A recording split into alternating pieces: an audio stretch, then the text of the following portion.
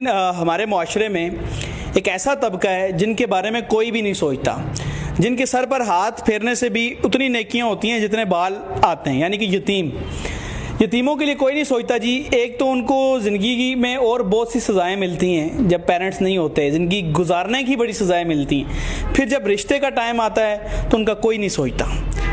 खैर, हमारे साथ भी एक लड़की मौजूद है जिसके पेरेंट्स नहीं हैं और जानते हैं कि इनकी क्या तफसील हैं और ये क्या चाहती हैं रिश्ते के हवाले से। अस्सलाम वालेकुम। वालेकुम सलाम। क्या हाल है आपका? मैं ठीक। आपकी एज कितनी है? 20 साल। 20 साल। आप मुझे ये बताएं, पेरेंट्स हैं आपके? नहीं। पेरेंट्स के बगैर ज़िंदगी गुजारना कितना मुश्किल है? बहुत मुश्किल है। क्या क्या तकलीफ़ें सामने करने पड़ती हैं? कोई ख्याल रखने वाला नहीं होता और तलीम भी नहीं हो सकती, और सबसे बड़ी बात यह है कि रिश्ता भी नहीं आता। रिश्ता भी नहीं होता? नहीं। कितने बहन भाई हो? 2। आप किसके पास रहती हो? कौन आपको देखभाल पाल कौन रहे? मामू। मामू जी। वो उस तरह से ख्याल रख पाते हैं जिस तरह वालिदैन रखते हैं? नहीं। ठीक है, तो आप मुझे ये बताओ, अब आप रिश्ता करना चाहती हो? जी, मैं करना चाहती हूँ। करना चाहती हो? जी। तो आपके भाई आपसे छोटे हैं बड़े हैं? छोटा है। छोटा भाई है, बड़ी बहन आप ही हो? जी। निकाह पर आईडी बनाइए, जी।